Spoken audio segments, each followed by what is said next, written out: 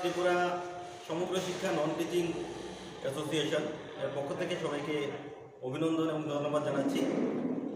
কেননা আমাদের একটা বহুদিনের প্রতীক্ষা ছিল যে আমাদের দুইটা প্রধান দাবি সরকারের কাছে ছিল, যেটা হচ্ছে প্রথমটা হচ্ছে রেগুলারাইজেশন অর্থাৎ নিয়মিতকরণ, এবং দ্বিতীয় আরওপি 2018 অনুযায়ী যেই বেতন কাঠামো রয়েছে সেই কাঠামো অনুযায়ী আমাদের বেতন প্রদান করা। সোমবার একটি মেমো বের করা হয়েছে রাজ্য শিক্ষা দপ্তরের পক্ষ থেকে।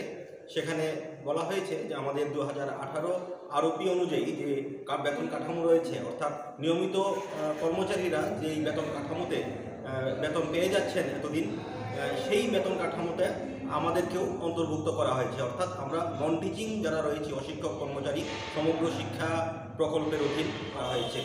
সেই খুশিতে আমাদের খুশিই বলবো, কারণ এটা একটা যুগান্তকারী সিদ্ধান্ত রাজ্য সরকারের।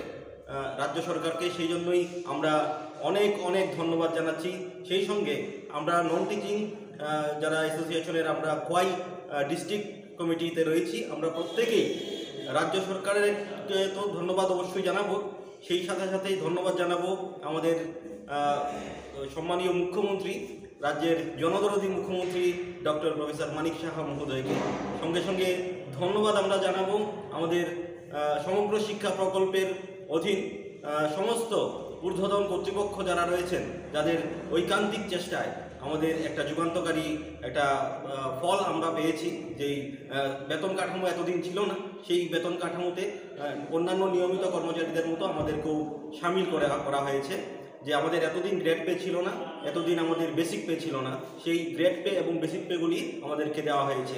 শুধুমাত্র এখন তাদের সাথে একটাই তফাৎ রয়েছে, সেটা হচ্ছে ডিএ বা হাউস রেন্ট বা অন্যান্য সুযোগ সুবিধা সেগুলি আশা করি সেগুলি হয়ে যাবে যখন আমরা রেগুলার হয়ে যাব।